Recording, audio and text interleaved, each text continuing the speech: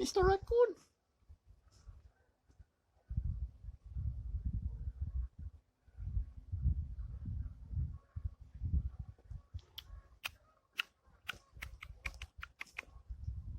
Hey guys, my hair is funky today, so I'm gonna cover it up a bit.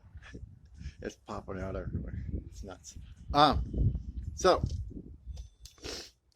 what I was thinking, because I still don't have the battery yet, and it's something you guys can learn to do if you don't know how to do it yet. And I used to do it all the time driving, but I'm going to show you how to do a pre-trip inspection on your van. And you should do this anytime before you drive, but really for sure anytime before you decide to go on, like on a moving day, a big long trip. So I'll show you how to do it. We'll get under the hood so that everybody understands, not just people who know, but I'll show you how to check everything. So here we go. Now here, I still got to clean up the engine compartment a little bit with these pine needles and stuff in here. That's one thing about Washington that sucks. I had to get out here while the sun's shining. I'm only got a couple hours, so show you guys how to check everything out. These are the new battery terminals that I put on here that are ready for the battery. Once I get that, hopefully here in a couple days. But if these are covered, almost looks like a fuzz, almost like a mold type fuzz you'd see in a fridge, that's corrosion, and you can get rid of that with a solution of baking soda and water. You almost like a paste, just put it on there pretty thick, let it sit there for 10 minutes or whatever, and then you can just take some water and wash it off, and to get rid of the corrosion that's on there if it's not too far gone. Otherwise you might have to do like I did and put a new couple terminals on there. Over here, and this is a coolant bottle. It'll usually say radiator coolant on it, or it'll say coolant on it. And usually on these you'll see it'll have a little line or a little say, and it might be a really faint line, but it's where it's supposed to be when it's cold. And you can see that this doesn't even have enough in it. How this works is, once your radiator gets hot enough, if it needs more fluid, it pulls it in through here and through a radiator cap, which has a gasket, which doesn't let pressure out, but it will let water in if it needs it. And also that's where the water overflows out. When it gets hot and the water expands, it comes out in here. That's why it's a cold fill level, because when it's hot, it's going to be higher than there. So if you stop your car and you see it higher than that level, just know that it's higher than that, because it's expanded because of the heat and not because it's overfilled. Here's your, right here is your brake fluid. You can see through here. You see there, it shouldn't actually be that dark. I'm probably going to have to take it in and get it changed out. Most people never change their brake fluid, which is not a good idea. See how dark it is? You actually wanted a very light amber color, almost like a vegetable oil type color.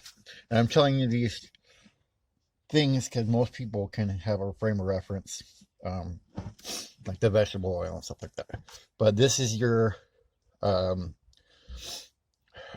master cylinder for your brakes.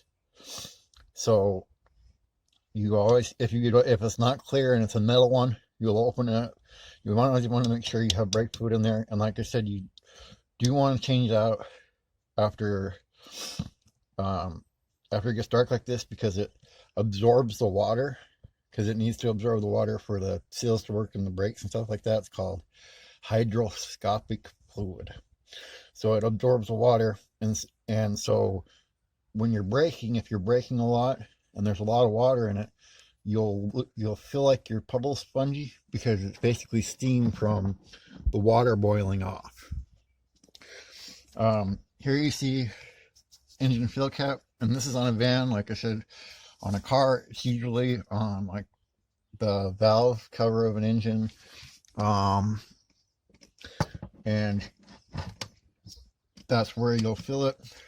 Don't do like a teacher in second grade did, and use the dipstick. You realize this video is a little bit longer, so I want to apologize for that, but I want to teach you guys the proper way to, you know, do a pre-trip on your vehicle so that you're safe. You'll want to check your oil, and actually this oil does need to be changed because of the age, but it'd be about probably about halfway, 3/4 way done normally. And you see that full level on there. If you look on your dipstick, I'm gonna show you guys a little secret here. Most dipsticks, at least let me say in gas vehicles, because in diesels there's a different amount of oil they use. But if you look here, get this to focus here for you guys. If my handle stops shaking it. There we go. It's kind of hard to see, but you see, there we go. You can see the hash marks, the little hash marks right here. These ones right here. You see there's the bottom of that hash mark thing on top. Generally, if you see your oil and it's at the bottom of that hash mark, it's one more quart till it's full. Diesel trucks, like the big semi trucks, it's a gallon, because those use, instead of like 5 quarts, they'll use 5 gallons of oil. So, you know, that's how that works. But you'll want to wipe off your dipstick, put your dipstick back in, and then pull your dipstick out, and you'll see where your oil level is. And see, they actually, and this is showing you because this is all, I'm doing this without checking this all myself first. So it's actually over full of oil in that can, in the case. But I'm going to guess it's that way because it's been sitting so long that every single like little drop of oil is probably drained back down in. Which, when we start stuff, I'll explain what we're going to do. But since this is empty, I'm going to show you this. And older vehicles don't even necessarily have the coolant thing. But you only want to do this when it's cold, only when it's cold, only when it's cold, only when it's cold. It also says it on the caps, only when it's cold. I'm not even going to tell you to do it if you know what you're doing. Please only open it when it's cold. Because it will have pressure, and these sometimes have enough pressure that if you unlock it, it will blast off and you'll get scalded and burnt. I had a old friend I knew that had that happen to them. And let's get in there. Okay, so we have no coolant at all. That's not surprising, since coolant is usually 50% water. Eventually it's just going to evaporate out of there, because it's not necessarily a closed system, because you got that way out there. So we're going to have to at least put water in here. And if you ever run out of, like, you have a problem or whatever and you're out of coolant, you can use water. Like if you have a leak or whatever, you can keep putting water in it until you get to a place with coolant. So just so you know that. So now we know we need coolant. And then what I'm looking around for, if you're going, where are you looking? You can see right here. There's the next thing we're looking for. Now, I can't check this properly. I'll tell you how to check it properly. But, because I can't check the level properly, but I can check the condition of the fluid. A lot of the times these are a little bit more stuck. They're a little harder to get out. This is for your automatic transmission. So if you have an automatic transmission, you need to check this often. This can save you a lot of problems. A lot of transmission problems happen because they're never, ever, ever maintained. You see how long that's got all back there? Now, I'll show you the. This is good. That's actually really, really, really good. Wow, that's actually been done recently. It's a little hard to see. See how it's like this yellowish color? That's because of the dipstick. Actually, it's a transmission fluid. I don't know about all brand new cars, but usually automatic transmission fluid is red color. But when it's just like by itself, it'll be kind of clearish pinkish, which is what this is now, which tells me that the transmission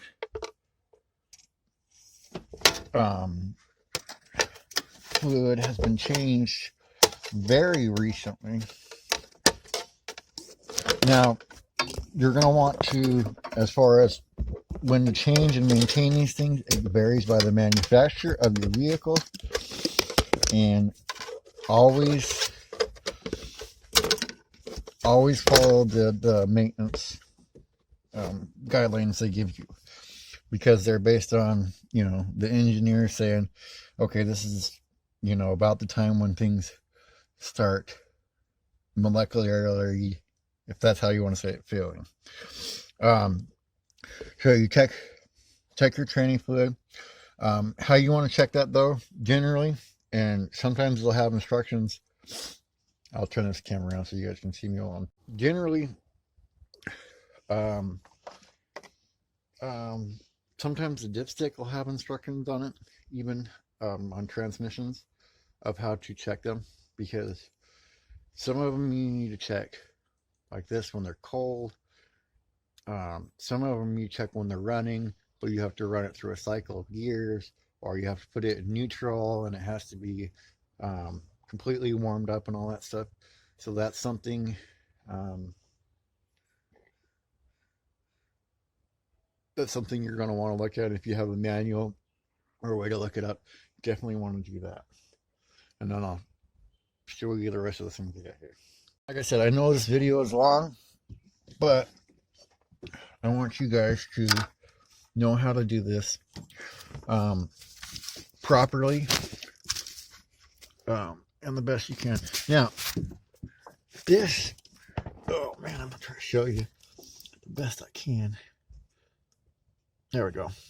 You see the belt down here? It's black thing here, it goes around.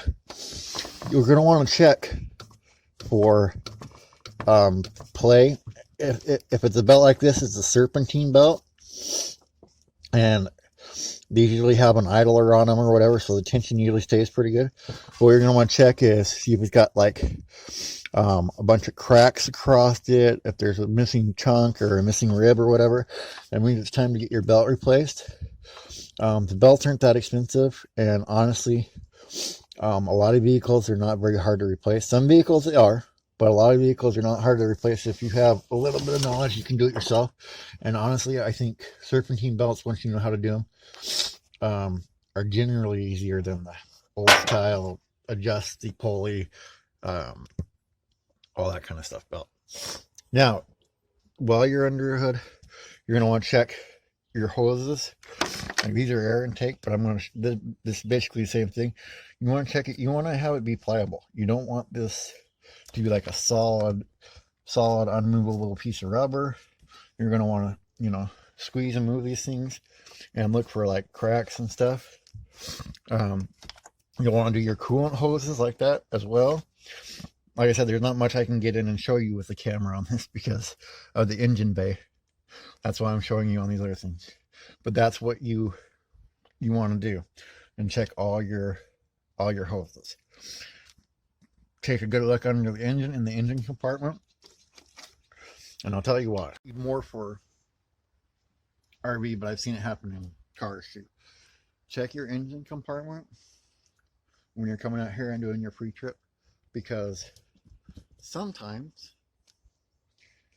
there may be an animal or something under there. I remember when we bought a motorhome once. There was a motorhome in the repair shop in there because a cat had gotten in the engine bay where the fan blade was at. So it didn't end well for that cat. So we'll definitely want to check that out. Check and look under your vehicle for any leaks. Look around your tires. You're going to want to check the pressure on all your tires and take a look at your tires. Take a look at the sides and check if they're weather checked or stuff like that. And one of the things you can do. Hold on, let me stop you and restart. All right, one of the things you can do is put your hand like this across your tire. If you feel like little waves up and down, or there's a smooth spot in the center or on the sides, or on one side or the other side or whatever, that means you have something going on with that tire in that location. If you have it on other tires, it could be an alignment or whatever, but that's something you're going to want to, you can just keep an eye on. And like I said, this is all stuff that if you catch it early, it can save you money. Instead of your tire blowing out and you're out in the middle of nowhere, right? You have to call a towing company, maybe, who knows. You caught it, now you can go in the tire shop. Maybe you don't go on that day, but now you have it in your mind and you can get it done before it gets bad. So that's the key. While you're done checking your tire, just take a look at your suspension. Take a look at your springs and stuff in here, and just look and see if anything's hanging down or if it looks broken or whatever. It's just like I said, you're just trying to keep eyes on everything so that you know what it looks like, what it's supposed to look like normally, even if you don't know anything about cars. If you know what it looks like when it's working and it's all working good, then you can notice when something doesn't look right anymore, when it doesn't look good. So like I said, you want to check your tires. If you see truck drivers go around and you see them hitting their tire, like what are they doing? It's because if you check them with a gauge or all that, and you hit them with a club, there's a tone that your tires will make, and you'll know when they start to go flat without necessarily having to check it with a gauge, just by the tone of the tire and how the club bounces. And it takes years to learn that. But you'll want to come in and then go ahead and, like I said, I don't have the battery right now, but you'll turn your headlights on, walk around, check all your lights with just the headlights on, then hit your hazards. And the reason you hit your hazards is it's going to hit all the signal at the same time, and you'll be able to tell really quick if a bulb's out. And you want to make sure that circuit's working too, because you don't always need a circuit, but you're going to want it there. You know, there's a flasher mechanism that could go out on the hazards and stuff like that. So you definitely want to make sure that's working. You'll want to pull like I said, pull the headlights, and then you can check low and high beam on those, and then you can also do the signals back and forth, and then walk around, and then you say, okay, well, how do I do the brake? How do I check the brakes if I'm wrong? There's a couple ways to do it. They make the device, I think they might have it at parts stores, auto parts stores, and I think they might have it at truck stops. But you can just use even just a regular stick. And what you want to do, let me flip the camera around so that you want to do is you want to take a stick or something that you can and press, because all you're trying to do is get enough pressure, you know, just press this enough to have the light mechanism that's up there on the brake pedal, have it click on. So if you're by yourself, if you take a stick there, then you can check your brake lights. And it's very important to do that. Let me tell you what. You want to avoid interactions with police more than possible. Always check your lights. Always check your lights. Let me say again, always check your lights. That doesn't mean they won't go out when you're driving down the road. I've driven truck and had them go out on me. So it happens. But try to check them as much as possible. Besides the fact the brake lights, they're not working with people, how they don't pay attention and stuff like that. Very easily get ran into. So it's a even bigger safety thing nowadays than it was. But that's a basic pre-trip. If you guys are interested, I can show you like, you know, what you should look for, you know, as far as like air cleaner goes and all that kind of stuff. I can let you know that, but definitely do a pre-trip on your van or your RV or whatever anytime you can. And these are basics. They'll work basically on any vehicle. There's, you know, other things that you need to check, but don't have to be checked on a pre-trip. I can go over like how to look at things for extended maintenance and stuff like that too. So anyways, I'll see you guys tomorrow. Go out there and check your vehicle out and learn about it and get used to it. See you guys later.